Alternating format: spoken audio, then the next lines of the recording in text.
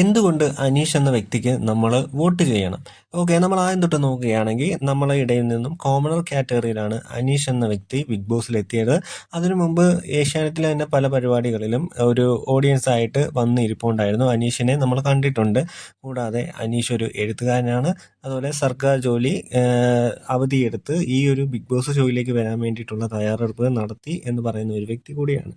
Aneesh big ബോസിലെത്തിയപ്പോൾ തൻ്റെതായ ഒരു ഇടം കണ്ടെത്താൻ, അതായത് മറ്റുള്ള ഗ്രൂപ്പുകളിൽ ചേരാതെ അല്ലെങ്കിൽ ഒരു ഫ്രണ്ട്ഷിപ്പിൽ കയറാതെ തൻ്റെതായ ഒരു വ്യക്തിത്വം കീപ്പ് ചെയ്ത് ഒരു പകുതി വരെ അങ്ങനെ തന്നെയായിരുന്നു നിന്നിരുന്നത്. പിന്നീട് ഒരു ഷാനവാസുമായിട്ടുള്ള ഫ്രണ്ട്ഷിപ്പ് കീപ്പ് ചെയ്യുന്നു. പിന്നീട് എല്ലാവരുമായിട്ട് കമ്പനിയാവുന്നു, നല്ല രീതിയിൽ സംസാരിക്കുന്നു, എല്ലാവർക്കും ഇഷ്ടപ്പെടുന്ന രീതിയിൽ മാറുന്നു.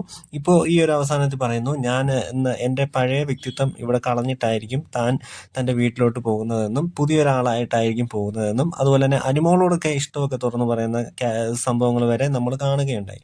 അപ്പോൾ ഒരു കോമണർ കാറ്റഗറി വന്ന ഒരു വ്യക്തി, അദ്ദേഹത്തിന് ചെയ്യാൻ പറ്റുന്നതെല്ലാം അദ്ദേഹം അവിടെ ചെയ്തു. പ്രേക്ഷകർക്ക് അത് ഇഷ്ടപ്പെട്ടു. അതുകൊണ്ട് തന്നെയാണ് പലപ്പോഴും എലിമിനേഷനിൽ വരുമ്പോഴും നോമിനേഷനിൽ വരുമ്പോഴും അദ്ദേഹം അവിടെ നിന്ന് പോയത്. ഇപ്പോൾ പ്രേക്ഷകരോട് ചോദിക്കുമ്പോൾ തന്നെ പറയുന്നത് അനീഷ്, ഓക്കെ, അനീഷ് തന്നെ ജയിക്കട്ടെ എന്ന് പറയുന്നു. അദ്ദേഹം ജയിക്കട്ടെ, ശരിയാണ്. ഒരു കോമണർ എന്ന രീതിയിൽ ഒരു വ്യക്തി ആദ്യമായിട്ടായിരിക്കാം മലയാളം സീസണുകൾ എടുത്തു നോക്കിയ കോമണർ എന്ന രീതിയിൽ വന്ന് ജയിക്കാൻ കഴിവുള്ള അല്ലെങ്കിൽ ജയിക്കാൻ പോകുന്ന ഒരു മത്സരാർത്ഥി അനീഷ് തന്നെയായിരിക്കും. അപ്പോൾ പ്രേക്ഷകരുടെ ഇഷ്ടമാണ് അനീഷിന് വോട്ട് ചെയ്യണോ വേണ്ടയോ എന്നതിനെ പറ്റിയിട്ടുള്ള കാര്യങ്ങൾ. അപ്പോൾ എന്തായാലും ആലോചിച്ച് ചെയ്യുക. അർഹതപ്പെട്ടവരുടെ കയ്യിൽ തന്നെ ഈ ഒരു സമ്മാനം പോകട്ടെ എന്ന് ഞാൻ വിചാരിക്കുന്നു.